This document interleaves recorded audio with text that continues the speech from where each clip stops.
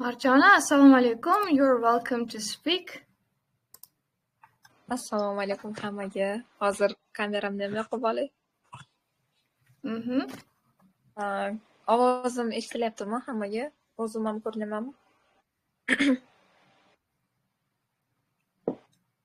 Xo'p, ovozingiz ham ekran hammasi zo'r. Rahmat. Assalomu alaykum hammaga. Bugungi o'ylayman suhbatimiz qiziq va manfaatli bo'ladi hammaga va tashkilotchilarga alohida rahmat. Sizga ham kattakon rahmat. Yo'q demasdan shu yozdim ham.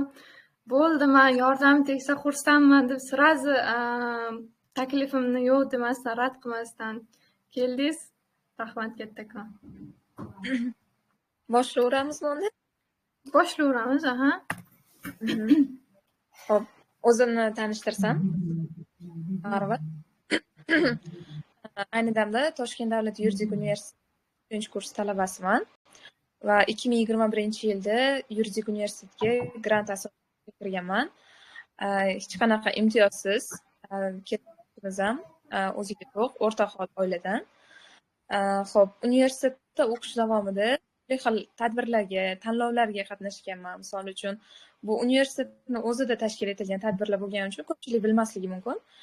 Bizda eng mashhurlaridan Sulkort degan bor, sud protsessi va boshqa turli xil fan olimpiadalariga qatnashib, turli xil o'rinlarni qo'lga kiritganman va bu moliyaviy jihatdan ham rag'batlantirilganman. Misol uchun 5 million yoki 200 ming, 300 ming har xil miqdordagi pullar va prezentatsiyada ham ko'rsatdim. Hozirgi adliya vaziri bilan shu taqdirlashgani rasmi bor, shuni qo'yib qo'yganman. Xo'p, o'qish davomida ustozlarim bilan ham yaqindan hamkorlik qilganman va turli xil ilmiy ommabop maqolalar yozaman va hozirgacha yozib kelmoqdaman va bu mani hobbim desam ham bo'ladi. Xo'p, keyingisiga o'tsak. Birdan grant haqida aytmoqchiman. Endi men Yevropaga borib 5 oy davomida Slovakiyada o'qib keldim. Va bu NSP granti asosida borib keldim. National Scholarship Program of Slovak Republic deb nomlanadi. Bu Slovakiya davlatini o'zini granti. Bunda bir nechta talablari bor. Misol uchun, siz bakalavr, magistr yoki PhD talabasi bo'lishingiz kerak yoki universitet o'qituvchisi lavozimida ishlasangiz ham topshirsangiz bo'ladi. Eng qulay bu almashinuv dasturi 5 oydan yoki 4 oydan 9-10 oygacha borib kelsangiz bo'ladi. Bunda nafaqat xalqaro ta'lim, boshqa xorijiy tajriba, balki sayohatlar ham qilsangiz bo'ladi va buni hammasi sizga bepulga tushadi desam ham bo'ladi. Chunki to'liq moliyalashtiriladi. Ya'ni oylik stipendiya beriladi va travel allowance deyiladi. Ham borishingiz Yevropaga, ham Yevropadan O'zbekistonga qaytib kelishingiz moliyaviy kafolatlanadi. Xo'p, agar siz bakalavr talabasi bo'lsangiz, oliy ta'limni 2,5 yilini tugatishingiz kerak bo'ladi. Bu taxminan 3-kursni 2-semestrga to'g'ri keladi. Hozir ofitsialni ochilmagan NSP dasturiga qabul, lekin hozir talabalar o'sha universitetlarga yozib acceptance letter olishga hozirdan harakat qilib boshlashyapti. Ya'ni siz hozir bakalavrning 3-kursining 2-semestrida o'qishni boshlayotgan bo'lsangiz, demak bu aynan siz uchun. Yoki magistr, PhD talabasi bo'lsangiz ham topshirsangiz bo'ladi. Xo'p, requirementlari, ya'ni aytmoqchi bo'lgan hujjatlari, qanaqa hujjatlar kerak bo'ladi? Unaqa boshqa grantlarga o'xshab qiyin emas. Misol uchun, DAD grantlarini bilsanglar yoki boshqa grantlarni ko'rsanglar, unda intervyu bosqichlari yoki juda ham ko'plab hujjatlar kerak bo'ladi. Bunda kamroq. Eng birinchisi sizga Slovakiya universitetlarini birortasidan qabul xati kerak bo'ladi. Buni qanday qilib olishni yana batafsilroq tushuntiraman. Birinchi o'rinda universitetga email orqali email yozishlaringiz kerak bo'ladi. Unda agar talablariga to'g'ri kelsanglar, o'zi acceptance letter yuboradi email orqali va o'sha email acceptance letter orqali sizlar grantga birinchi qadamni tashlagan bo'lasizlar. Undan keyin ikkita tavsiyanoma kerak bo'ladi. O'zimizni o'sha o'qiyotgan oliy ta'limdan va study plan, motivation letter kerak bo'ladi. Eng asosiylari shular.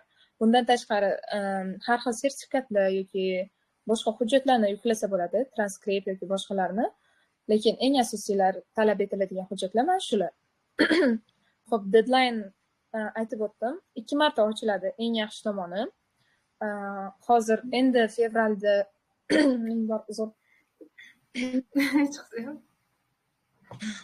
tomonlaganda Xo'p, fevralda yaqinda qabul ochiladi va bu 30-aprelgacha davom etadi.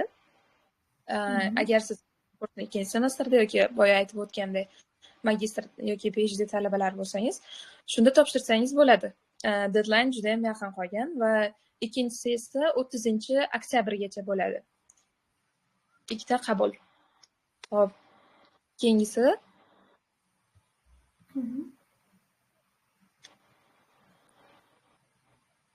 Xo'p, bu grant yutib nimalarga erishsangiz bo'ladi va qanday imkoniyatlarni beradi? Eng birinchi o'rinda dunyoqarashingiz o'zgaradi. Siz bir o'zingiz Yevropaga borishingizga to'g'ri keladi. Bu aytilishi oson bo'lishi lekin juda ham qiyin jarayonlardan biri. U yerda bir o'zingiz yashashingiz va hamma muammolarni o'zingiz hal qilishingiz bu anchagina dunyoqarashingizni ham kengaytiradi deb o'ylayman. Xo'p, ikkinchisi bu moliyaviy mustaqillik. Boya aytib o'tganimdek, grant sizni hamma xarajatlaringizni qoplab beradi. Oyiga, misol uchun 620 yevro beriladi. Har oy 5 oy davomida, misol uchun 5 oylik grant yutib olgan bo'lsangiz, 5 oy davomida 620 yevroni qo'lga kiritishingiz mumkin va travel allowance bunda 750 yevro bo'ladi O'zbekiston talabalari uchun. Bir oyga 620 yevro yetadimi deyishingiz mumkin.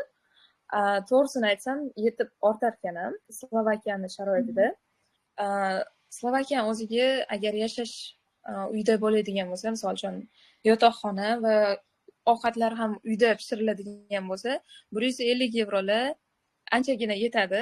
Qolganini bemalol sayohat qilib, uydagilar uchun ishlatsangiz ham bo'ladi. Xo'p, keyingisi eng asosiylardan biri bu networking.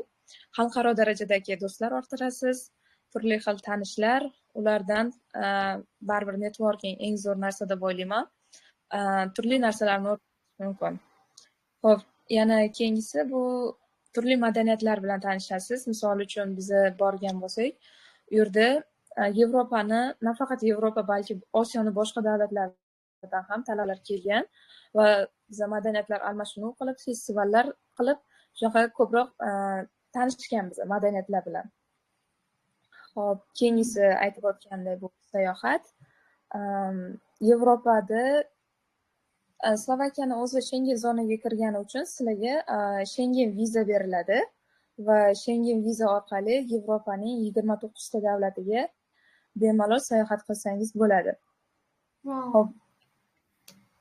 Shunaqa. Shu zo'r. Va eng qiziq tomoni bu bir davlatdan ikkinchi davlatga o'tish unchalik o'zimizda qiyin emas. Misol uchun Toshkent, Samarqand samolyotlari bir 200-300 ming bo'lsa, u yerda bir davlatdan boshqa davlatga o'tish 200-300 minglar bo'lib qoladi samolyotda. Eng yaxshi tomoni ham shunda. Вообще zo'r. Mana qizlar bitta grant orqali shuncha imkoniyatlarni qo'lga kiritishimiz mumkin ekan. Juda zo'r. Xo'p, keyingisiga o'taylik. Xo'p, motivation letter haqida ozgina gapirmoqchiman. Hozir o'zimkini tashlab bera olmadim, lekin yaqinda bir yangilik qilmoqchimiz. O'shanda hamma uchun kanalimda tashlab qo'yaman-da motivation letter agar. Hozir mana shu vebinarimiz oxirida Marjonani kanallariga link ham beriladi. Undan keyin bemalol o'tib, u yerdan shu tanishib chiqsanglar bo'ladi, experiencelari bilan yana ham chuqurroq tanishasizlar va o'sha yozgan xatlar bilan ham mana bo'lishib berar ekanlar, Xudo xohlasa. Motivation letterda bir ikkita tip berib o'tdim. Misol uchun eng birinchisi motivation letter yozayotganda aniq sababni keltirish kerak. Misol uchun aynan nima uchun siz shu grantni tanladingiz? Bunda eng beradigan birinchi maslahatim ko'proq pul, sayohat demasdan birinchi o'rinda misol uchun o'qish uchun ketyapsizmi? O'qish haqida yozishingiz kerak bo'ladi. Misol uchun man eshitdim Slovakiyani bu universitetida mana bunaqa o'qituvchi bor ekan yoki mana bunaqa ta'limi zo'r ekan, qaysidir reytingga kirgan ekan. Man shuni eshitib, o'shanga qiziqdim va man o'sha kelajakda o'zimni shu kasbda ko'rdim, shu yo'nalishda ko'rdim deb shunaqalar qilib ularni qiziqtira olsangiz, man o'ylayman bu grantni beradi ular aniq. Man o'zim aytadigan bo'lsam, man birinchi boshida hikoya bilan boshlaganman, qisqaroq. Mani uyimda haqiqat bo'lmasa ham qanaydir to'qish kerak deb o'ylayman. Man aytganman, mani kitoblarimni qo'yishga kitob javonim yo'q edi, kitob javoni uchun manda kerakli joy yo'q edi deb shunaqa qisqacha hikoya bilan boshlaganman. Tipo ularni ishontirmoqchi bo'lganman, manda sharoit yo'q, o'zim pulga Yevropa borib o'qib kela olmayman, Yevropa borib aylanib kela olmayman. Shuni ishontirmoqchi bo'lib shunaqa qilganman. Hop, keyin yana bir asosiy kuchiga bog'liq. ha, rostdan. Yana keyingi bu mantiqiy paragraflarga bo'lish yana bir asosiy narsalardan biri. Ko'pchilik tavsiya beradi motivation letter bir betdan oshib ketmasin deb. Hattoki o'zini veb saytida ham shunaqa yozilgan. Iloji boricha bir bet deb yozilgan maksimum. Lekin menda 2,5 betdan oshib ketgan, salkam 3 bet bo'lgan, lekin shunda ham bu menga grant olishimga ta'sir qilmagan. Lekin yaxshi varianti bu 2 bet ketmasligi deb o'ylayman. Shuni ham yodda tutish kerak. Yana bir grant motivation letterda yozilishi kerak bo'lgan narsa bu tanlagan universitetingizni afzalliklari haqida yozishingiz kerak. Men o'zimda yozganman. Misol uchun yuridik universitetida ommaviy huquq fakultetida o'qiyman. Lekin menda xususiy huquqqa qiziqishim kuchliroq ommaviy huquqqa nisbatan. Lekin universitetim shu narsani tushunmaydi va menga xususiy huquqqa bog'liq fanlarni qo'yib bermaydi. Men shuni yozganman. Men ommaviy huquqda o'qiyman, lekin meni qiziqishim xususiy. Men mana bunaqa fanlarni o'rganmoqchiman deganman. Lekin men universitetim bunga ruxsat bermaydi. Agar ruxsat bersa ham men pulli kontraktga o'tib qolishim kerak deb shunaqa tushuntirib berganman ularga. Shunaqa qandaydir ularni universitetini maqtash kerak. Shunda grant olishga qandaydir yordam bersa kerak deb o'ylayman. Yana bir darsdan tashqari faoliyatlarni ham yozish kerak. Misol uchun volontyorlikmi yoki qandaydir yutuqqa erishganmisiz, ularni ham shunchaki sanab o'tmasdan batafsilroq sizga qanaqa yordam bergan. Misol uchun men mana bunda volontyorlik qilganman deb shunchaki aytib o'tmasdan, volontyorlik qilganman.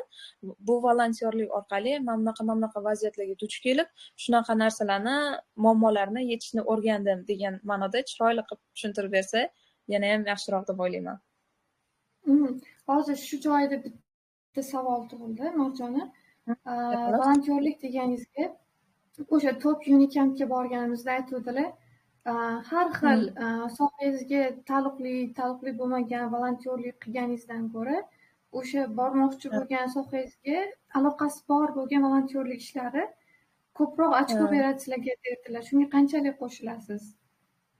Bu fikrga 100% qo'shilaman. Haqiqatan ham CVda ham aytishadi, misol uchun o'sha sanab o'tmasdan keraksiz hamma narsani kerakli, eng asosiy, kichkina bo'lsa ham keraklisini qoldirish kerak deyishadi. Bu rostdan ham haqiqat deb o'ylayman. Shunaqa qilish kerak lekin aslida ham. Siz o'shanda o'zingiz kiritgan paytingizda faqat sohaga aloqadorlarni kiritganmisiz yoki orasida boshqa charoqlari ham bo'lganmi, ya'ni aloqasi bo'lmaganlar? Yo'q, menda faqat sohaga doir bo'lgan, o'qishga doir, faqat huquq yo'nalishiga qaratganman bor diqqatimni. Misol uchun, men adashmasam TGF degan volontyorlik ham qilganman. Shunaqa narsalarni umuman qo'shmaganman. Men aytganman, meni hobbim maqola yozman, mana shu gazetada muharrir bo'lib, reporter bo'lib ishlaganman deb shunaqa narsa volontyorliklarni qo'shganman. Demak, kim qaysi sohada o'qimoqchi bo'lsa, o'sha sohada volontyorlik qilish kerak. Boshqa har xil sohalarda vaqtini ketkazmasdan o'sha aloqador jihatda bo'lish kerak ekan. Rahmat. Xo'p, keyingisiga o'tsak.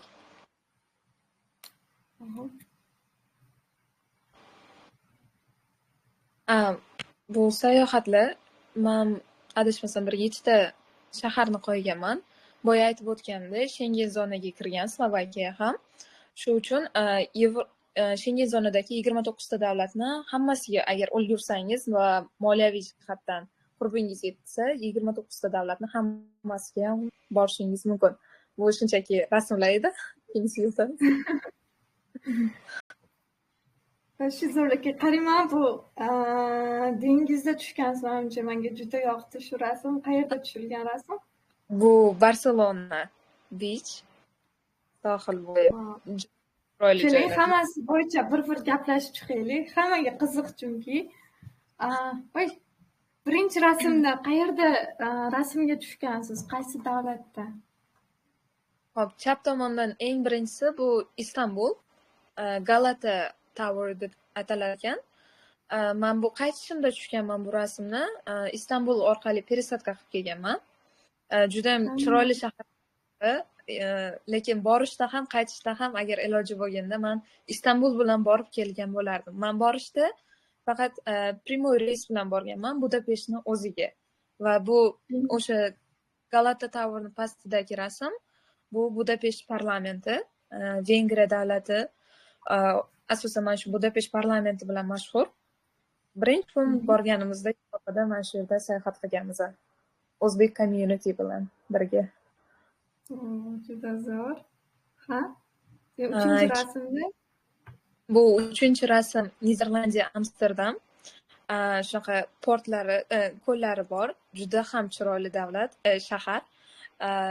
Bu mast shaharlardan bittasi. Eng top menga yoqqanlardan bittasi desam ham bo'ladi.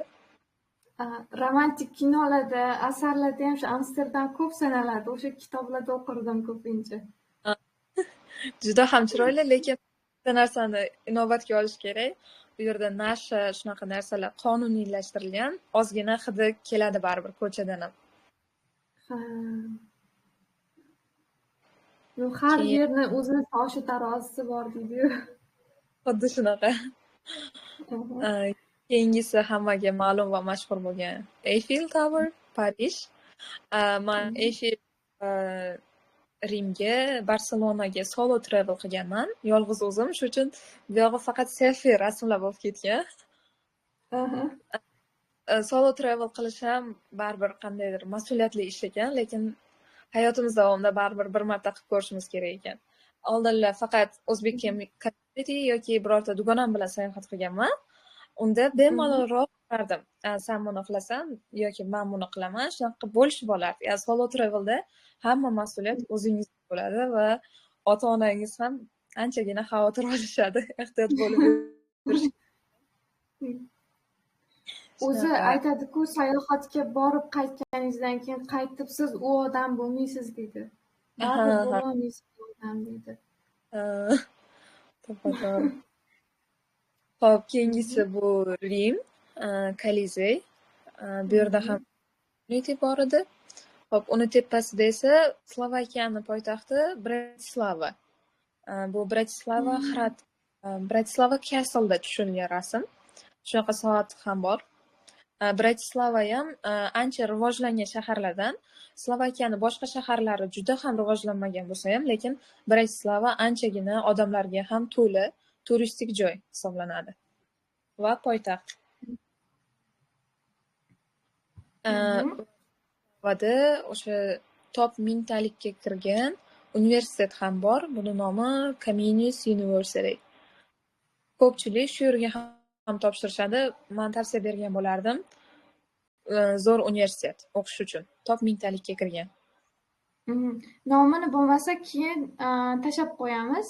O'sha notlar bilan birga tashaladi. Hop, keyingi slaydga o'tib bo'ladi?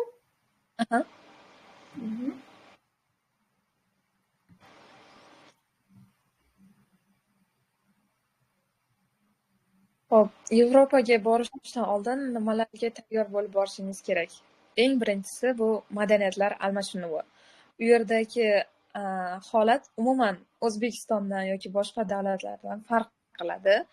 Men aytolmayman, o'zimda culture shock bo'lgan deya olmayman, lekin boshida hayron qolganman. Boya aytganimdek, birinchi bo'lib Budapeshtga borganmiz. Ishdan chiqqanmiz, уже aeroportdan chiqamiz, Yevropa ham bo'ldi. Yevropa ekan deb keyin metroga kirsak, metrodagi ahvolni men so'z bilan ta'riflab bera olmayman.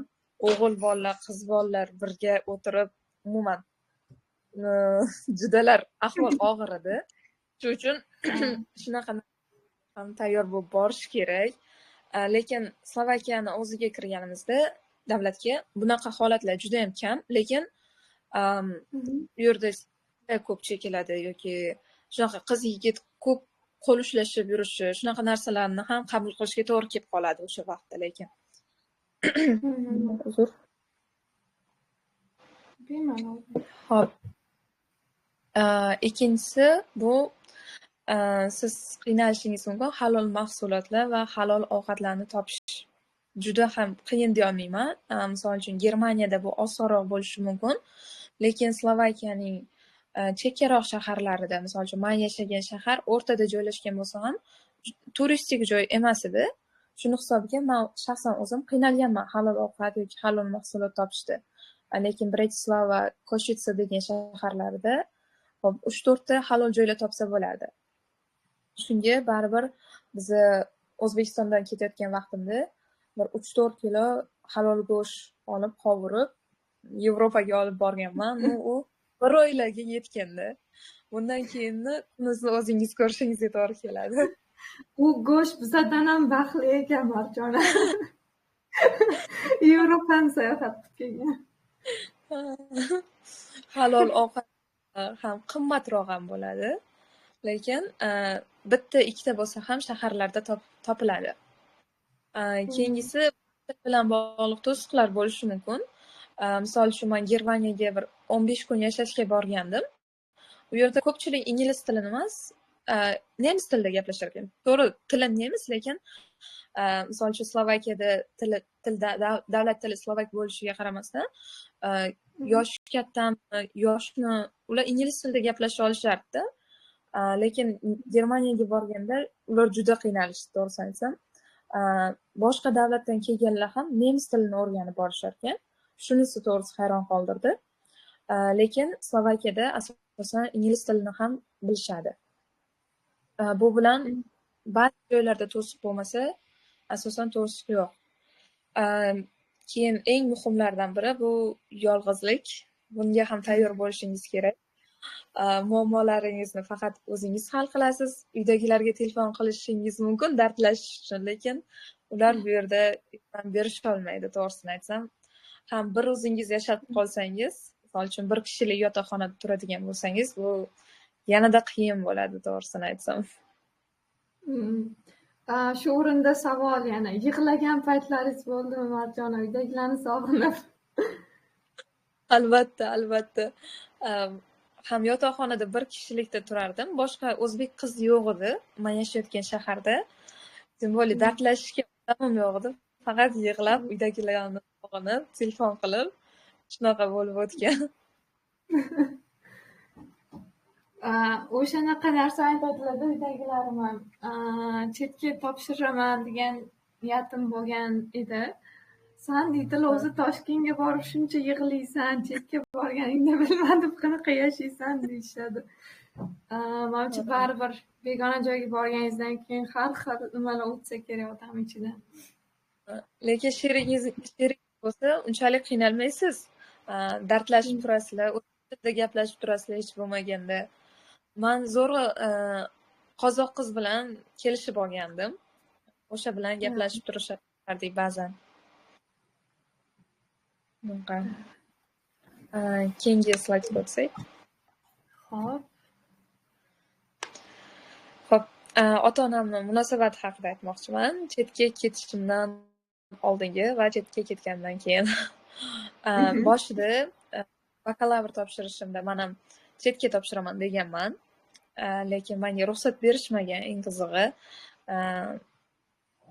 Uddalolmaysan, senga to'g'ri kelmaydi, qiz bolaga to'g'ri kelmaydi deyishgan menga. Lekin 1 yildan so'ng, men o'qishga kirganimdan 1 yildan so'ng, meni jiyanim Nigina, ko'pchilik tanisa, Amerikaga ketgan, unga onasi ruxsat berishgan va uydagilarim ko'rishgan, Niginani chetda yashab, o'qib, ishlab kelganini va tushunishganki, qiz bola chetda o'qisa bo'ladi. Va bizda bu stereotipni Nigina buzgan deya olaman. Shundan keyin Hamda chetga bo'lgan o'qish, qiz bolani chetga o'qishi munosabati o'zgargan. Va man shu grantni ko'rgandan keyin ota-onamga deyarli har kuni aytardim, man chetga ketaman, man grant yutib ketaman, sizlarga moliyaviy jihatdan qiyinchilik tug'dirmayman, manga faqat ruxsat bersanglar bo'ldi deganman. O'shanda ota-onam ha deb qo'yishgan, unchalik ishonishmagan deb o'ylayman, yana bilmadim. Keyin shu grant topshiryapman, qabul ochilibdi deganimda, mayli qizim topshir, biz seni qo'llab-quvvatlaymiz deganlar. Grant topshirib ham javoblarini kutib yurganimizda onam aytardilar, baribir qizim chetga ketadi, hali ko'rasizlar, u bu derdilar va o'ylayman o'sha paytda ota-onam ishonishgan ekan men haqiqatdan ham chetga ketishimga va haqiqatdan rozi bo'lishgan chetga ketishimga. Javoblar chiqqandan keyin ham xursand bo'lib, hammaga aytib, qarindoshlarni yig'ib, shunaqa qilganmiz. Chetga ketganimda ham o'zlari kuzatib qo'yishgan, duolarini olib ketganman. Lekin menda qiyinchilik bo'lgani bu chetda yurganimda har kuni telefon, soatiga telefon, nima bo'lyapti, qanday bo'lyapti, juda xavfli to'g'risini aytsam. Lekin men o'ylayman, undan ko'ra Slovakiyada ancha tinch yashadim. Chunki misol uchun kelganimdan keyin eshitaman, misol uchun Navoiyda gayni urib ketdi, yosh bolalar mashina haydayapti, unaqa bo'lyapti, bunaqa bo'lyapti. Lekin Yevropada men hali biror marta avariya bo'lganini ko'rmadim. Odam urib ketganini umuman eshitmadim ham. Ham kechasi, to'g'ri, kechasi ko'chaga chiqmasdim. Balkim shu uchun ham tinch yashadim deyman. Tinch edi, odam bor, bemalol odam yursa bo'lardi. Shunga o'ylayman, Yevropa baribir tinch. O'zbekistondan ham ko'ra tinchroq bo'lsa kerak deb o'yladim, lekin aniqini bilmadim.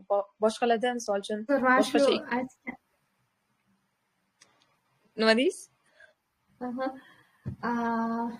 Uzr, shu internet bilan muammo bo'lib qoldi. Shu aytganingizga bitta voqea esimga tushib ketdi. Qizlar bilan ham bo'lishmoqchiman. O'zi Marjona bilan tanishib qolishimiz prikol bo'lganda.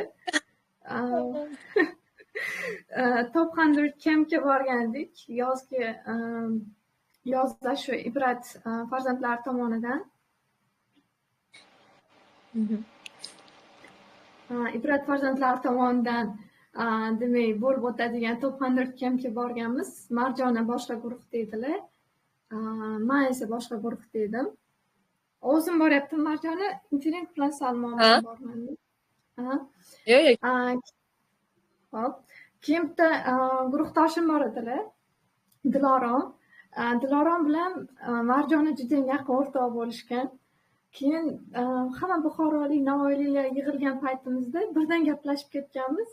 Shunda bilganmizki, ikkalamiz dadamiz juda ham qalin o'rtoq bo'lib chiqishganda. Men o'zi dadamning shunaqa o'rtoqlar borligini bilardim.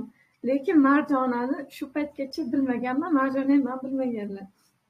O'shandan keyin shunaqa tanishib ketganmiz. Mehr ko'zida ko'rsatuvga aylandi deb o'sha payt kulib, shunaqa bir-birimiz topganmiz, xullas, lagerda. Keyin o'sha siz ketganingizda mana uydagilar ko'p qarshilik qilishardi-da. Hozir aytyapsiz, Nigina bizada stereotipni sindirib ketgan deyapsiz. Men uydagilarimga ham aytganman, dadamga aytganman, dada, mani o'rtog'ingiz qizlari ketibdilar, juda xavfsim keldi degandim. Keyin onam aytgandilar, sen ham bir borib ko'rasanmi, bir qiziqish bildirgandilar-da. O'shanga siz meni stereotipimni sindira olgan inson bo'lasiz, xudo xohlasa deb o'ylayman. Rahmat, inshaalloh shunday bo'lsin. Inshaalloh. Hop. Keyin qizlar, hozir kimda savol bo'lsa, men hozir savollar degan joyga yozib qo'yaman. Yozib o'rsanglar, oxirida demak savollaringizni biz ko'rib chiqamiz, javob beradilar Marjona. Hop, keyingisiga o'tamiz bo'lmasa. Result deb qoldim. Bu borib kelganimdan keyingi natija haqida gapirmoqchiman. To'g'ri, hali ko'p bo'lmadi, lekin o'ylayman, ancha narsa o'rgandim. Misol uchun, o'zim bilan o'zim yashashni o'rgandim. Muammolarimni o'zim hal qilishni, ota-onamga hamma narsani aytavermaslikni o'rgandim ancha. va eng asosiysi bu xalqaro tajriba, ya'ni huquq yo'nalishida o'qiyotganim uchun huquq haqida gapiraman. Shu xalqaro huquq bo'yicha ancha narsa o'rgandim va haqiqatdan ham ommaviy huquqda o'qisam ham xususiy huquqqa ko'proq qiziqardim. Xususiy huquqqa o'sha oid bilimni ko'proq o'rgandim deb ayta olaman. Xo'p, yana ingliz tili bo'yicha ingliz tili darajamni ham ancha ko'tardim deb o'ylayman. U yoqda bizani Erasmus studentlari bilan birga qo'shib qo'yishgandi. Ular bilan har xil partiyalar yoki boshqa narsalar bo'lardi. Ular bilan ham faqat ingliz tilida gaplashganim uchun ingliz tilim ancha rivojlandi deb ayta olaman. Yana biri bu moliyaviy bo'ldi menda haqiqatdan ham. Aytganimdek berayotgan stipendiyalardan pul yig'dim yoki boshqa mablag'lar kelyapti. Shuni hisobiga menda anchagina shaxsiy rivojlanish bo'ldi. Va bu eng unutilmas xotiralarimdan biri bo'lib qoldi. Men hammaga tilagan bo'lardim shunaqa eng unutilmas xotiralarni Yevropada o'zingiz xohlagan insoningiz bilan yoki bir o'zingiz shunaqa tajribalarga ega bo'lishni. Ilohim aytganingiz kelsin.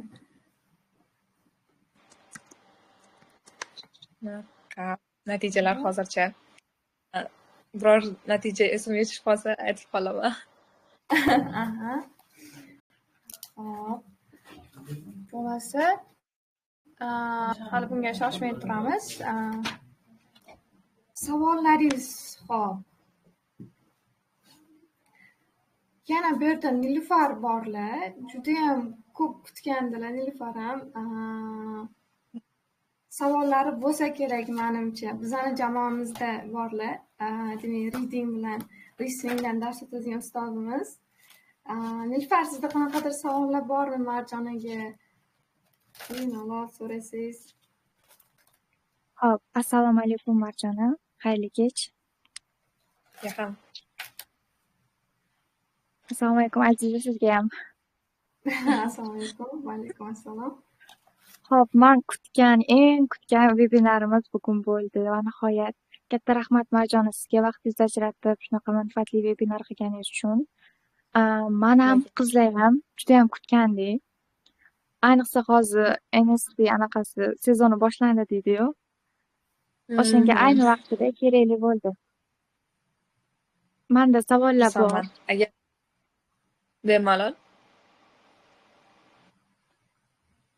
Hop. Unda birinchi savolim.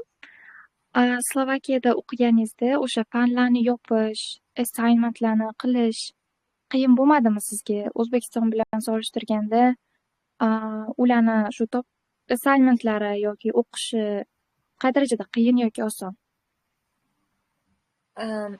Men o'qigan universitet nomi Matei Bell University. Bu top 1000 ga kirmagan. Shu uchun o'ylaymanki, men uchun bu qiyin bo'lmadi. Chunki bizda yuridik universitetning o'zida juda ham strogiy olishardi. Qattiq qo'l o'qituvchilar ham juda ko'p edi va siz aytgandek assignmentlar judalar ko'p edi va buni boshqarish ozgina qiyin bo'lardi. Lekin men u yoqda borib o'qiganimda sezdim, erkinlik bor. O'qituvchilar yordam beradi. Assignmentlar talabaga unchalik ham qiyinlik qilmaydi deb o'ylayman. Shu uchun vaqtdan bemalol bo'lib, bemalol sayohatlarga ham chiqib kela olasiz va ular bitta narsa o'ylashadi, Erasmus studentiman desangiz, bo'ldi bu, ko'proq networking qilish kerak, tajriba ham oladi, darsini ham qiladi deb o'ylaydi va albatta ham shunaqa bo'ladi. Shuning uchun ular unchalik qiynashmaydi. Misol uchun menda darslarim 2 haftada bir bo'ladigan darslarim ham bor edi. Shu uchun o'ylayman, unchalik qiyin bo'lmadi men uchun va o'qituvchilarim ham juda ham yaxshi edi. Misol uchun test davomida ham o'sha bitta savolni topolmaganimizda ustoz o'zi kelib yordam berib ketgan. Shuncha zo'r. Xo'p. Keyingi ma'no bor. Gapiring. Qattiq qo'l o'qituvchiga tushishingiz ham mumkin, lekin ko'p o'qituvchilari yaxshi demoqchi edim. Shunaqa erkinlik berishadi. Xullas, amallab survive qilsa bo'ladi. Albatta. Xo'p. Ikkinchi savolim, o'sha aynan grantda finalist bo'lish uchun universitetdan acceptance letter olish nisbatan osonroq deb eshitdim. Aynan scholarshipda finalist bo'lish qiyinroq deb eshitdim. Shunda yutuqlarga ko'proq qaraladimi yoki ya'ni siz backgroundingizga ko'proq qaraladimi yoki motivational letteringizgami? Qaysi biriga ko'proq sizningcha? Lekin hozir boshdan bitta qaytaylik acceptance letter olishga. Acceptance letter olish aytsam ozgina qiyinroq bo'lgan. Chunki men aytaman hozir yanvardan boshlab so'rab yozganman emaillarni acceptance beringlar menga deb. Lekin menda hozir aytaman aprelni o'rtalariga borib acceptance letter olganman. Shu darajada ular ignore qilishgan. Brexda juda ham qiynalib o'sha oxiriga borib umidimni uzgandim. Bo'ldi, men topshirmayman, men yig'ishtirdim deganman. Kompyuterda ham Windowsdan qidirayotganda Google'da tablarni ochib qo'yardim. Ularni ham hammasini o'chirib tashlab, umidimni 100% so'ngandi. Qaytib bormoqchi emasdim, lekin qarasam 15-aprellardami shunaqa acceptance letter kelgan ekan. Undan keyin qayta uyg'onganman. Umidlarim uyg'ona boshladi. Shuning uchun aytaman, acceptance letter olish juda ham oson emas. Chunki ayniqsa hozir juda ham qiyin bo'lyapti. O'zbek talabalari juda ham ko'p yozishyapti universitet o'qituvchilariga va u yerga borib kelgan o'zbeklar esa yaxshi nom qoldirmayapti, to'g'risini aytsam. Misol uchun boya aytganimdek, Comenius University bor, top 1000 ga kirgan, Bratislava shahrida joylashgan. Unga topshirgan bizaga acceptance beringlar, biza o'zbek talabalari bizaga deb yozganimizda bizaga ataylab rad javobini berishgan va birorta huquqda o'qiydigan o'zbek talabasiga acceptance letter berishmagan. Buni keyinchalik bilsak, bizadan oldingi borgan NSP studentlari, huquq yo'nalishida o'qigan NSP studentlari u yerda borib urush janjal qilishgan ekan. Shuni hisobiga bu urush janjal universitetgacha borgan. Shuni hisobiga keyin o'zbeklar demak yaxshi emas degan nom qoldirib kelgandan keyin bizaga umuman berishmagan. Shuni hisobiga biz boshqa universitetlarga topshirishga to'g'ri kelib qoldi. Shu uchun aytaman, acceptance olish juda ham oson emas. Lekin agar sizdan oldin borib kelgan, yaxshi nom qoldirgan bo'lsa yoki qandaydir yutuqlari haqiqatan ularga yoqib tushsa, ular berishi mumkin acceptance. Grantga keladigan bo'lsak, men o'ylayman eng asosiysi bu study plan bilan motivation letter. Study planda asosan anonni yoziladi. Slovakiya, nima uchun Slovakiyani tanladingiz? Nima uchun Slovakiyani aynan mana shu universitetini tanladingiz? Shu haqda ularga chiroyli qilib yozib bersangiz, menimcha shuni o'ziga yetadi. Slovakiyani ham maqtashingiz kerak bo'ladi, universitetni ham anchagina maqtashingiz kerak bo'ladi. Ular e'tibor bermaydigan narsani ham siz e'tibor berib, yaxshilab izlanib yozsangiz, menimcha eng yaxshisi shu. Misol uchun men o'zimnikini eslayman, yozganman. Slovakiyani nimadirlarini maqtab yozganman huquq bo'yicha va universitet nima uchun bu universitet tanlading deganiga esa universitetda shunaqangi bir to'garaklar bor ekan. Misol uchun o'zimizda ham shunaqa to'garaklar bo'lsa, men haqiqatan e'tibor bermaganman, lekin u universitetni o'tirib bir kun yaxshilab o'rganib chiqqanman, Google qilib, research qilib. Shuni hisobiga keyin men o'sha yerdagi bir ikkita to'garaklarni aytganman. Misol uchun, "Vau, men bunaqa to'garak bor ekan. Bizda desa bu yo'q. Men bu to'garak orqali men buni o'rganaman" deb research qilganimni ularga bildirganman. Shu uchun o'ylayman, balkim qabul qilishgandir. Tushunarli. Oxirgi savolim. Hozir men o'ylayman-da, Arosatdaman. Mentorlik kurslari bor, bilasiz, NSP bo'yicha. Ko'payib ketdi. O'shalarni sotib olishga arziydimi yoki o'zim research qilib, o'zim topshira olamanmi? Hozir meni conditionim motivational letter bilaman, faqat menga study plan bo'yicha yordam kerak. O'sha sizda qanaqa bo'lgan? Mentorlik kursini sotib olganmisiz yoki o'zingiz mentorlik kursingiz bo'lsa ham reklama qilib ketishingiz mumkin. Voy, zo'r bo'ldi. Yo'q, menda mentorlik kursim yo'q, lekin men hozir rejalashtiryapman odamlarga yordam berishni, shunaqa webinar qilib, lekin pullik emas, hammasi bepul. Meni vaziyatimga keladigan bo'lsak, men mentorlik kursini sotib olmaganman, lekin meni ikkita yaqin do'stim bor edi, bittasi o'g'il bola, bittasi qiz bola. Ular kursni sotib olishgan man shunchaki ulardan foydalangandim, to'g'risini aytsam, hoziroq hammasidan. Direktorlar hujjatlarini qani ko'ray deb olib turganman, lekin tashlab berib bo'lmasdi, chunki yopiq guruh edimi, ishqilib tashlab ololmaganman, faqat o'qib chiqqanman. Keyin manga shunaqa maslahat berishdiki, hech bo'lmasa Ozoda opa degan qiz bor, u kishi NSPni 3 marta adashmasam yutganlar. Menga maslahat berishdiki, mana shu insonga hech bo'lmaganda hujjatlaringni tekshirtirib ol deyishdi. Afsuslanmaysan degandi. Men shuni hisobiga hujjatlarim yozib bo'lgandan keyin bir 3 kun qolganda tekshirtirib olganman. Lekin meni maslahatim, hujjatlaringizni tekshirtirib olganingiz ma'qul. Aynan Ozoda opaga bo'lmasa ham boshqa kimdir yaqin tanishingizga shunaqa grantlarni yutgan yoki ingliz tilini yaxshi bilib, research qilishni yaxshi biladigan insonga bir marta bo'lsa ham tekshirtirib olganingiz ma'qul. Tushunarli. Kattakon rahmat Marjonim. Assalomu alaykum. Marjonim, menda ham savollar bor. Misol uchun motivation letter yozayotgan paytingizda aytyapsiz, acceptance kelishi qiyinroq o'zbeklar uchun. O'zi umuman qanaqa jihatlari yozgan xatingizni u yerdagi universitetdagilarni e'tiborini torta oladi deb o'ylaysiz? Shu universitetda o'qishni kuchli xohishimiz bildirishni aytdingiz. Yana o'zingiz haqingizda nimalarni qo'shsangiz shunchalik ular sizni qabul qilish istaydi universitetga? Universitetga email yozayotganda ularni ham talabi bor. Birinchi o'rinda CV, study plan, motivation letter, aniq esimda yo'q hozir. Hamma universitetniki har xil. Shunaqa hujjatlarni so'rash. Lekin men shaxsiy fikrim, yana anig'ini bilmadim. Ular study planni unchalik ham o'qishmasa kerak deb o'ylayman. Asosiy e'tiborni CVga berishadi. Qani o'zi qanaqa talaba, nimalar qilgan, nima uchun aynan bizani universitetni tanlayapti degan ma'noda CVga qarashsa kerak deb o'ylayman. Men aytganda o'sha bitta universitetga topshirganmiz, 3 ta do'st, men, o'sha 2 ta bola. Keyin bitta universitetga topshirganimizda ular ikkalasiga berishdi acceptance letter. Endi bitta xatoga yo'l qo'ygandim.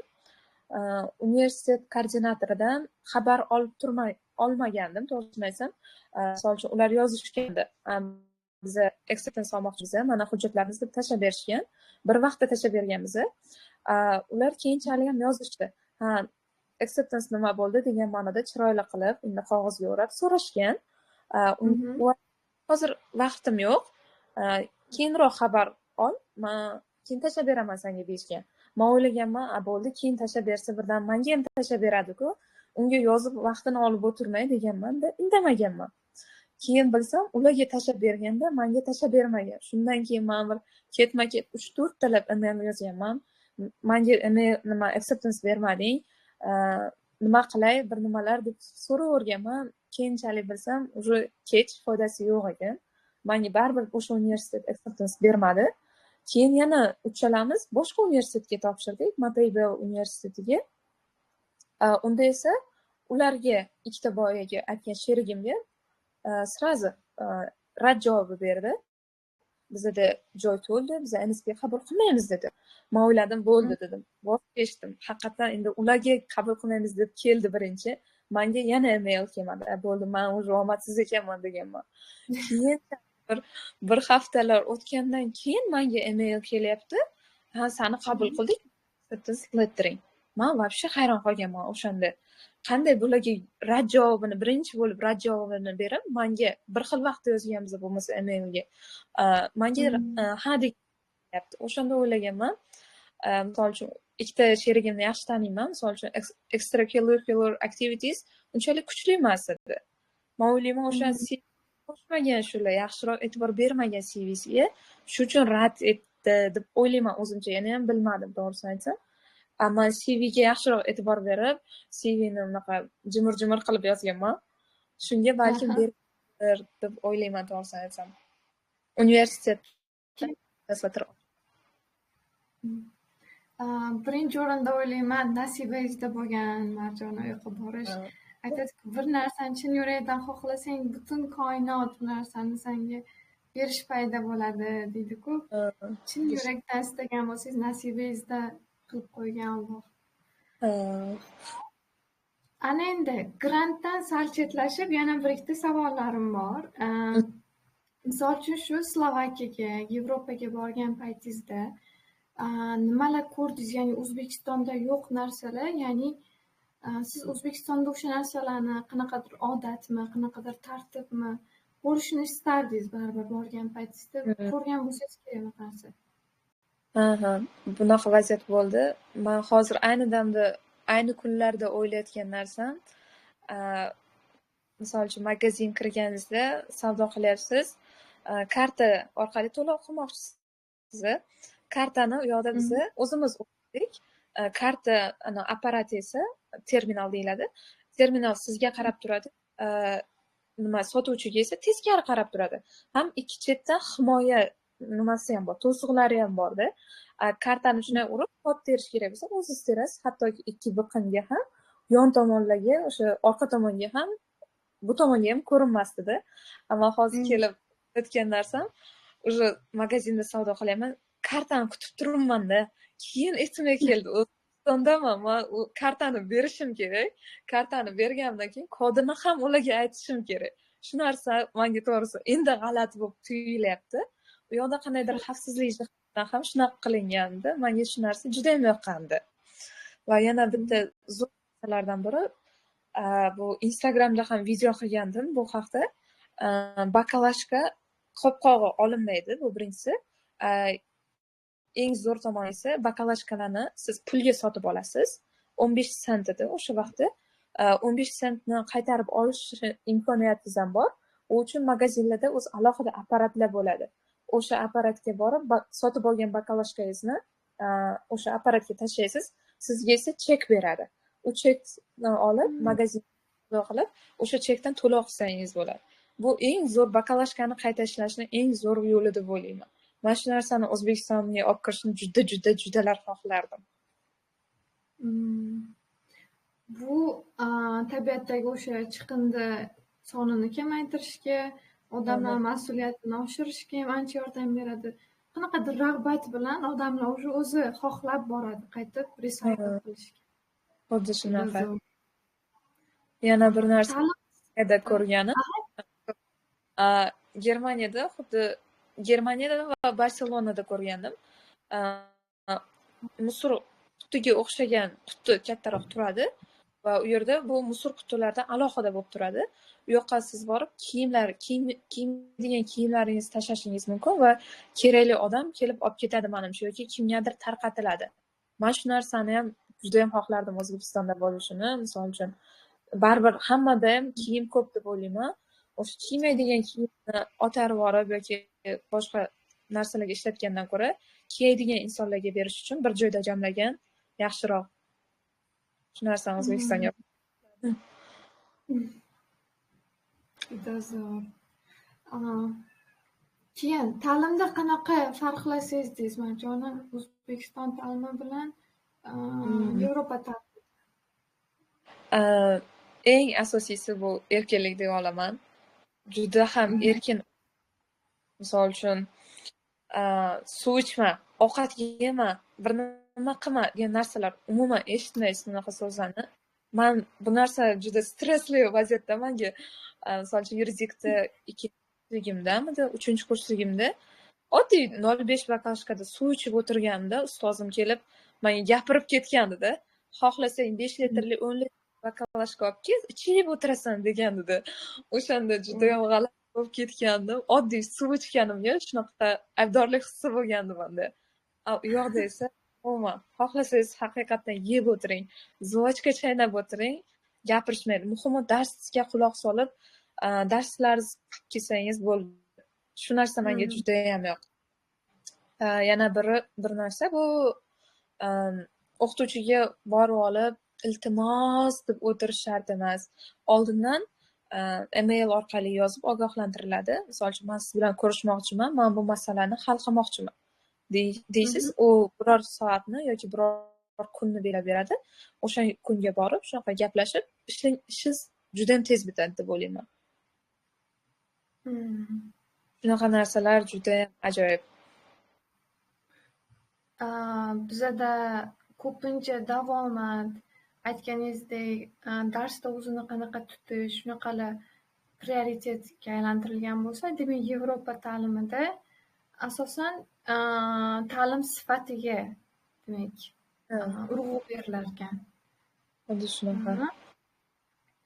Xo'p, yana kommentlarda ham savollar bor ekan Marjona, o'shalarni ham bir ko'rib javob bersangiz. Bemalol. Xo'p, bitta o'quvchimiz yozibdilar. Manimcha bunga javob berdingiz. Grantga necha yilga erishgansiz va taxminan necha yilga erishsa bo'ladi? Bu demak o'sha javob berib o'tdilar. Nechadir vaqt davomida qilingan extracurricular activities, ya'ni volontyorlik ishlari. O'zi nima deydi?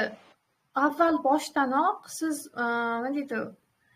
O'qishingizga talabchan bo'lib, misol uchun fallaga ham qanchalik qaraladi? Marjona, misol uchun siz baho oldingiz, yaxshi baholarga bitirganingiz ham Yevropada ko'p urg'u beriladi. Misol uchun Koreyada foiz juda baland, bilamiz.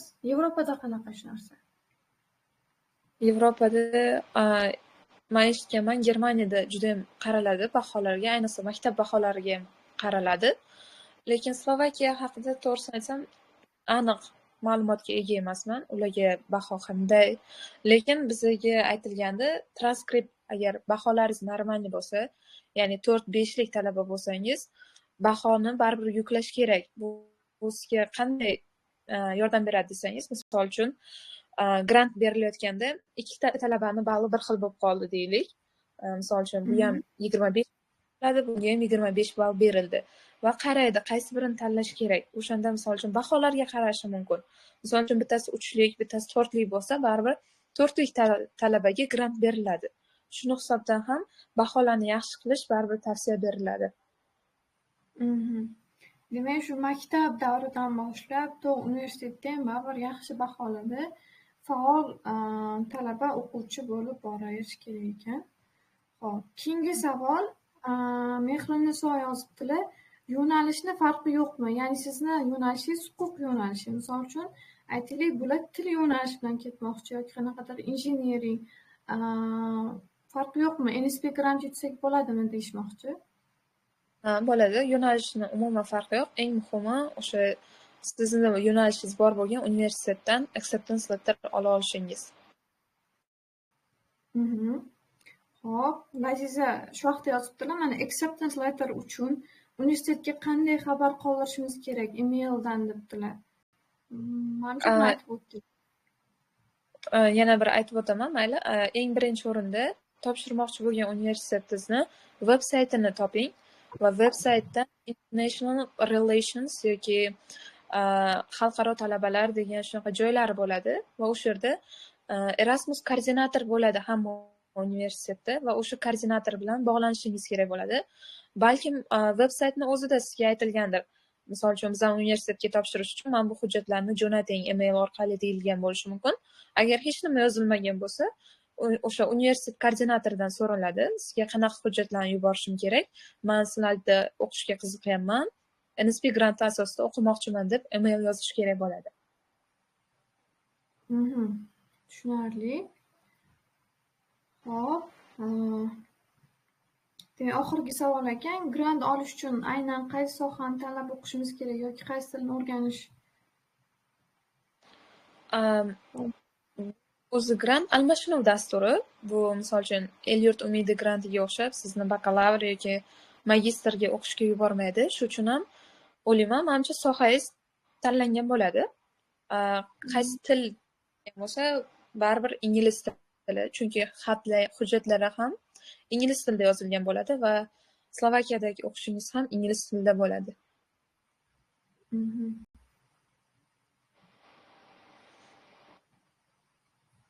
Xo'p, boshqa savollarimiz yo'qmi qizlar? Agar savollaringiz bo'lsa, qo'llaringizni ko'tarsanglar, hozir mikrofon yoqamiz. Agar savollar bo'lmasa, hammasi tushunarli bo'lsa, vebinarimizni tugatishimiz mumkin. Savollar bormi kimdadir? Man o'zimni savolim bor. Hozir menga savol kelib qoldi, Marjona. Xo'p. O'zi nima deydi? Sizni mana shu umumiy hayotdagi asosiy maqsadingiz, umuman baribir hammamiz hayotga kelganimizdan keyin bitta missiyamiz bo'ladi. Nima maqsadingiz bor? Missiyangiz qanaqa deb o'ylaysiz? Va shunga doir maslahatlaringiz qizlar uchun? Mani asosiy maqsadim bu hozir ota-onamni xursand qilib, ular faxrlanadigan qiz bo'lib yashash deb o'ylayman. Ular faxrlanishi uchun, ular xursand bo'lishi uchun hamma narsa qilishga tayyorman, to'g'risini aytsam. Misol uchun o'sha grant yutganimda ham qizim Yevropaga ketadi deb aytgan bir og'iz so'zlari meni bilmadim, osmonlargacha eltdi, to'g'risini aytsam. Juda ham xursand bo'lganman, ota-onam xursand bo'lganliklari uchun. Va o'ylayman, ota-onamizni oldimizdagi nima deydi, hali ishlarimiz ko'p. Qancha ehson qilsak ham yoki ularni xursand qilsak ham kam.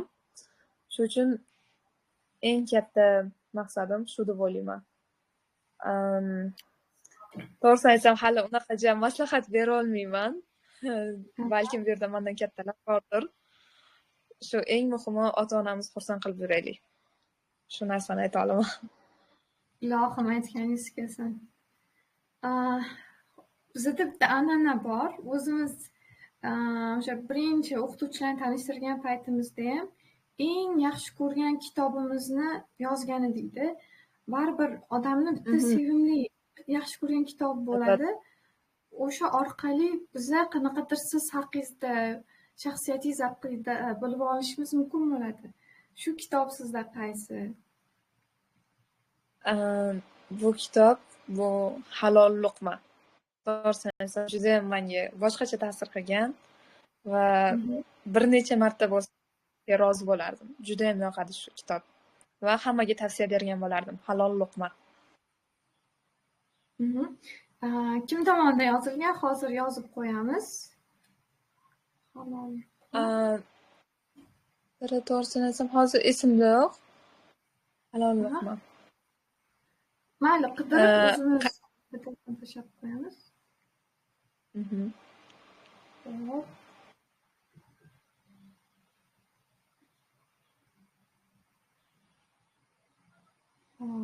Menimcha boshqa savollar yo'q. Shahruza yozibdilar, ingliz tilida oxirgi spichingizni ingliz tilida motivatsion qilib tugata olasizmi debdilar.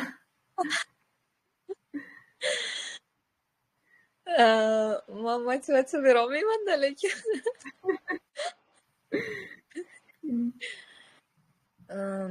shu o'zlaringiz oldingizga qo'ygan maqsadlaringizga erishish uchun hech qachon to'xtamanglar. Yaqinda o'qib qolgan o'zimga motivatsiya bergan gapni aytaman. Voz kechishingiz uchun 99 ta sabab bo'lsa ham, lekin bittagina sizni undaydigan, o'sha maqsadingizga undaydigan sabab bo'lsa ham, o'sha 99 tadan voz kechingda, o'sha bitta nimaga intiling. Nimadir? Aytaman, motivational gapirib. Yo'q, hozir mana shu gapingiz o'zi misol shaxsan menga motivatsiya berdi hozirgi paytda.